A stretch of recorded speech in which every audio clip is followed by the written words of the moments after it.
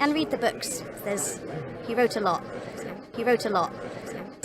He wrote a lot. Have you said your goodbyes? You better not come back to haunt me. I hate when that happens.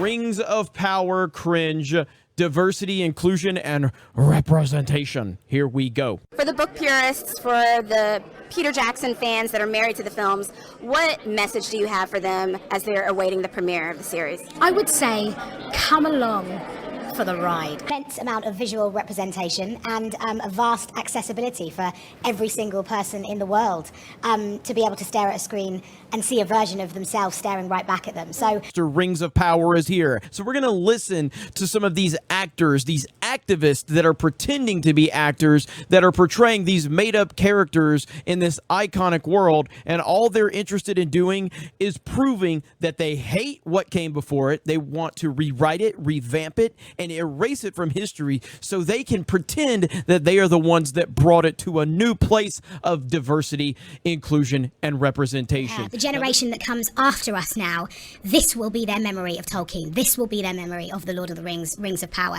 And so we get to move that through and just be the beginning of this revolutionary moment for television, of course, the Tolkien franchise and works. That, I told you, roll it again, editor. Just be the beginning of this revolutionary moment. That is what I was telling you. Listen to her. She wants to rewrite history. She wants to rewrite history so that now future generations view her and her story as the story. Let's get rid of that toxic Tolkien world and let's revamp it and write it and reestablish it so that it's no longer toxic. Let's fix all of the problems from the past. That's what it is always about with these weirdos. Stand up against the nonsense and let them know that you don't accept what they are doing. What they have a problem with is the social justice activism, the feminist activism, the fact that you have a problem with women existing in the way they want to exist, in their natural ways. No, you have a problem with women, and you're projecting when you say that nonsense, and people are tired of it. And also the revolutionary garbage. Oh, it's a revolutionary moment. Remember Black Panther? Again, I know that they don't literally say it's the first time a black person has been in a movie, but that's what they project and pretend. They use this language like it's breaking down barriers. It's the first time it's ever happened, ladies and gentlemen. It's an important moment. It's revolutionary. Captain Marvel with Brie Larson. They pretended like that was the first time a woman's ever been in a film. That's what they were pretending. They just ignored all of these other iconic female characters that came before it because history is irrelevant to weirdos like this. History doesn't matter. They don't care about history. They want to eliminate history. They want to rewrite history so that they can capitalize from it. They can pretend that they did something important. And when in reality, all they did is hijack something from someone else, erase someone else's history, rewriting it, and then trying to pretend that they did something brave and stunning. It never fails. But this is the first time that we see a woman in this area and this world and these works of Tolkien. You know, this is That is not true in any way, shape, or form. Listen to what she just said. She just said it's the first time we see a woman. I am no man. That's what she said. Those are her words. This person has no interest in building the world of Lord of the Rings. This person wants to eliminate everything that came before it And she says it in her own words in other interviews. I don't know if it's in this clip or not, but she essentially says, for future generations, this is going to be their introduction to Tolkien. This is what they're going to look at. This is what they're going to remember, because she is interested in wiping out anything that came before it so she can claim that she was part of the revolution that changed it. The first time women and black people were ever mentioned in this toxic world of Tolkien. And yes, it was toxic, but we changed it. That's what they're trying to do. The first to be seen. You know, we get her in a role of prominence and power. This is necessary. It's time for so many people who may have not seen themselves staring right back at on a screen to have that chance and to have that turn. It's a reflection of the world that we live in, you know? This represents progression. Time. I think with a franchise of this scale, it is so important that we make it as accessible as we possibly can for every single generation. It's one of the most read books ever. It's universally accessible.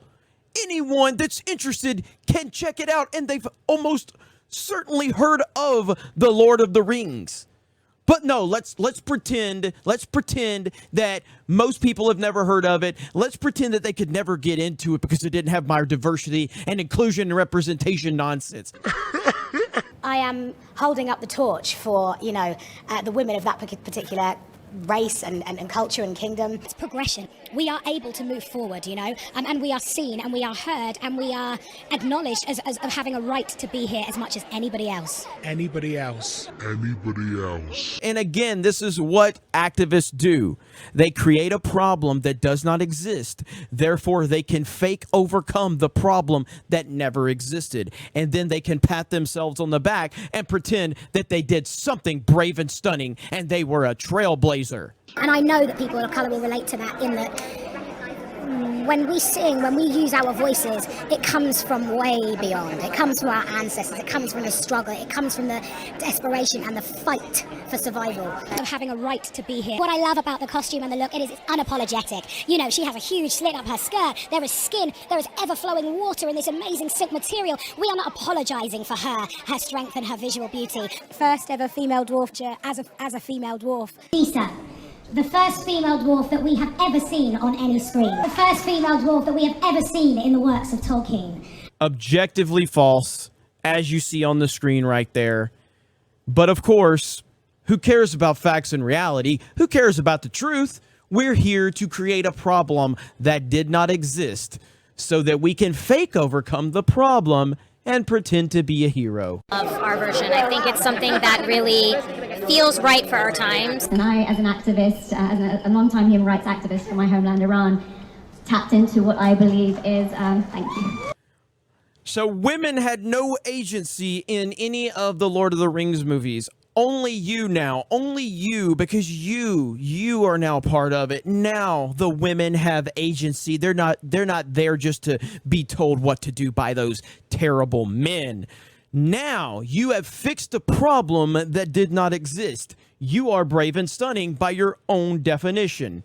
Just think of my young self and how she would feel to see me on screen, and I have a young daughter and how she will feel to see me on screen. So I think that is, it's incredibly important in more ways than one. This to me just feels like something that has just the furthest possible reach, and you know, we're choosing to tell it in these times, so we should represent it for these times. For any great success story of any world or race, there are females, and here I am. That's where we are with Rings of Power. Rings of Power will end up being the biggest disaster in the history of television.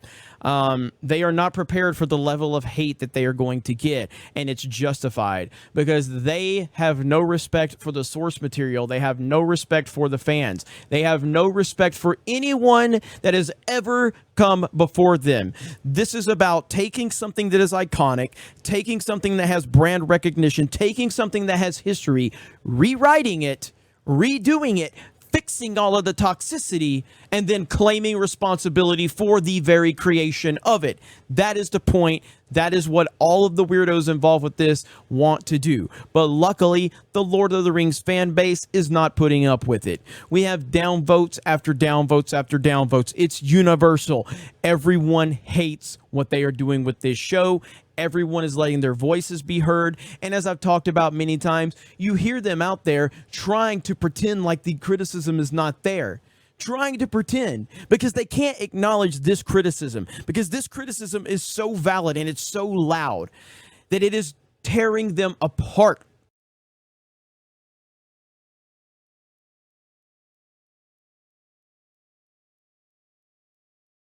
Have you said your goodbyes? You better not come back to haunt me.